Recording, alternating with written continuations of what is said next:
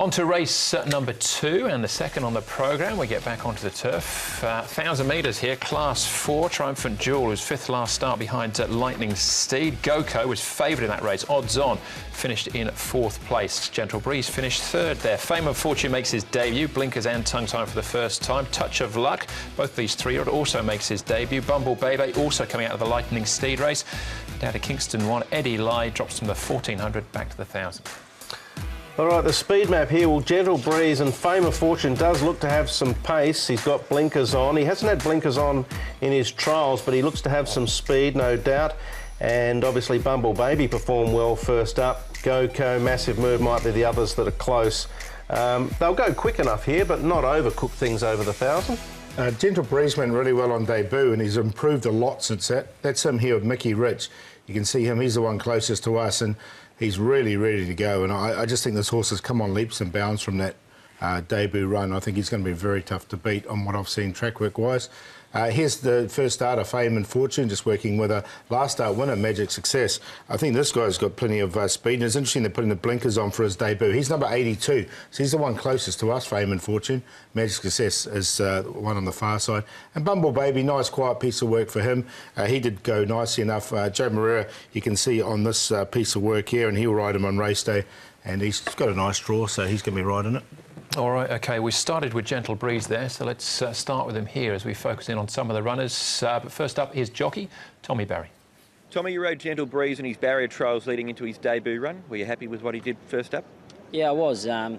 He got a little bit lost down the straight, wanted to look at the grandstand, and probably cost him a little bit in the end, but you've got to expect that with young horses. But I've ridden him since then, and he's really taken a lot of benefit from that run. He's switched on.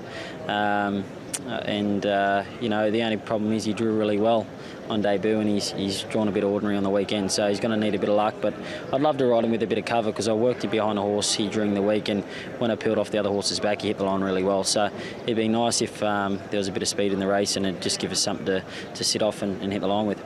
He's a young horse. What's he like? Yeah, look, he's a horse that really wants to get on with the job.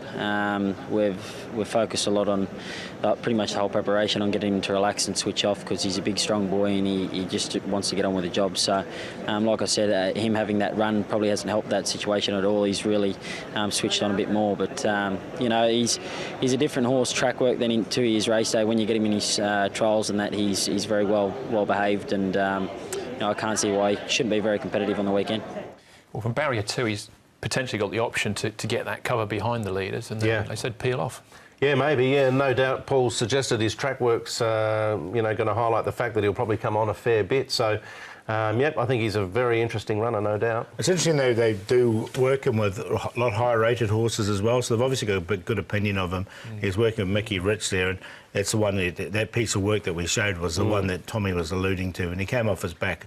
I think he's going to be really tough to beat. I like him tomorrow, I'll be honest. So. All right, OK, that's Gentle Breeze in the Sacred Kingdom colours. Here's Court Ruler and Fame and Fortune, one of 6 trials that David Hall has put him through. Yeah, he's had some setbacks. He had medical therapy for a chronic orthopaedic condition back on the 20th of January. So there's been some issues. He's got good manners out of the gates, and he has got a fair bit of pace, as we looked at in that speed map, Fame and Fortune. So he should be right up there. He's had a solid prep. I'm going to include him in the selections. Be interesting to see how he handles the race pressure, Paul. Yeah, I've got him in there as well. He's got the blinkers on, the tongue tie on, so he looks ready to go for me with six barrier. Interesting, trials. In a lot of those trials, he hasn't had blinkers on, so their race day. All right, the other debutant, Touch of Luck's actually shorter in the market at this stage at 7:30, but you already declared your horse here, Gentle Breeze, Paul. Yeah, he's had 2 trials, Touch of Luck. The other one's had 6, but yeah, I've got him on top, clearly on top to beat Fame and Fortune. Go-Co's in good form.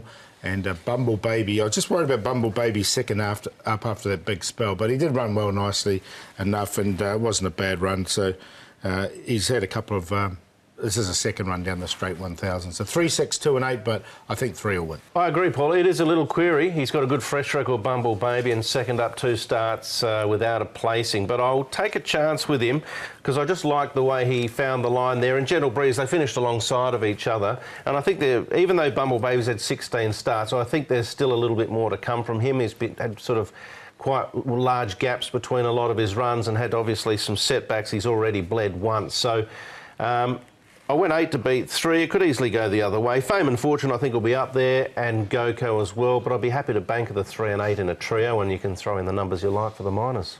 All right, hopefully this one's a little bit more straightforward than the Open. We've all got exactly the same 4 numbers, but I'm with Paul. Gentle Breeze on top for me. All right, 2 races down. Third's up next. Class 3 as well, a good one as we get up to the 2,000 metres.